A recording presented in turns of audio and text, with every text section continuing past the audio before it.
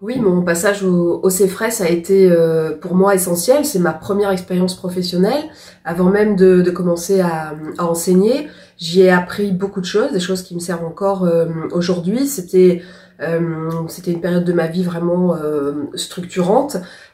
J'ai découvert le travail de chercheur, donc le fait de pouvoir savoir travailler seul dans son coin pour construire son objet, lire beaucoup de choses, étayer des arguments, poser des hypothèses, et puis aussi assez vite, parce que c'était le travail d'équipe du CEFRES, c'est-à-dire échanger avec ses collègues, présenter ses hypothèses, ses résultats, les confronter, découvrir ce que font les autres collègues.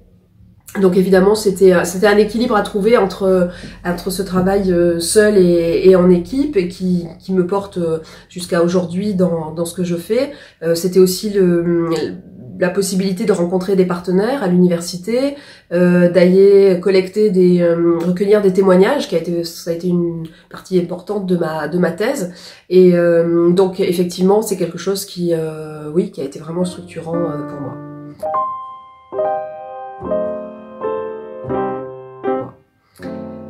Alors oui, ce que je fais chez Handicap International aujourd'hui, évidemment, c'est je mets à profit ce que j'ai appris dans plusieurs étapes de ma vie professionnelle, mais notamment dans celle du CEFRES.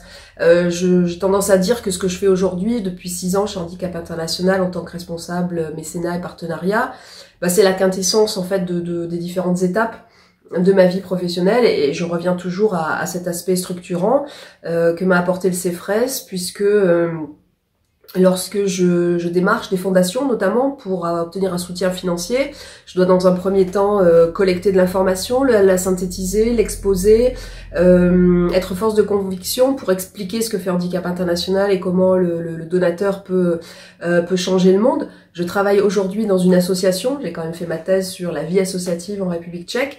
Donc effectivement, je lis les deux, je vis mon métier avec passion et engagement parce que je crois en la cause, et j'ai envie de montrer à nos partenaires comment est-ce que comment ils peuvent nous aider à changer le monde aujourd'hui, de la même manière qu'à l'époque je parlais du changement post-communiste et que j'avais à cœur de défendre la thèse de la past dependency, de la transformation vis-à-vis de tenants de la théorie de la transition. Donc c'était une forme de militantisme que j'ai toujours aujourd'hui, et effectivement aujourd'hui je rédige des rapports, je présente des dossiers, mais j'étaye des idées, je prends la parole en public puisque le CEFRES m'a aussi donné l'occasion de participer à des conférences, donc et que c'est quelque chose que j'aime toujours beaucoup faire. Donc oui, je suis la même personne que l'étudiante qui a débarqué en 97-98 à Vyšehradzka, et ça m'a oui effectivement beaucoup structuré et appris.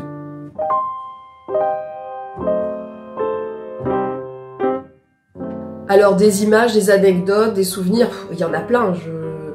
Je suis arrivée donc en 98, je suis partie en 2003, je suis pas forcément restée tout le temps en continu, mais j'ai quand même passé une grande partie de ces 5 années-là. Et la première image, évidemment, c'est Hanna Netukova. C'était un peu notre mère à toutes, et à toutes notamment au CEFRES, puisque on était de jeunes étudiantes loin de nos familles, et qu'elle était la confidente, la conseillère, c'est elle qui m'a aidé à trouver mon premier appartement, quelqu'un de plein de vie, qui était l'âme du CEFRES, qui était très drôle, sportive, avec une grande envie de vivre. Elle a vraiment été importante, évidemment. Je pense aussi à Claire Madel, qui je crois est toujours au CEFRES, à la bibliothèque, et c'est des personnages comme ça, des personnalités qui nous ont vraiment suivi dans notre chemin au CEFRES. Je me rappelle évidemment de mes collègues de bureau, Christine Ozano, Laure Neumeyer, Isabelle Lerouzic. On était toutes les 4 dans ce bureau du fond. C'est d'énormes souvenirs de la vie dans ce cloître quand même du CEFRES. dans une Prague post-communiste. Vraiment beaucoup d'anecdotes. Je me souviens aussi d'avoir dû aller éteindre le chauffage non éteint dans la chambre universitaire de Nicolas Maslowski. Enfin, un truc improbable. Donc des anecdotes, il y en a plein. Je pense que j'ai dû connaître 4 directeurs, directrices de l'institut du CEFRES. Voilà, c'était aussi une période de ma vie où il s'est passé des choses très heureuses, d'autres un peu moins. Je me souviens d'avoir pleuré sur les marches du cloître, mais voilà, j'y ai terminé ma thèse. C'était vraiment un moment structurant.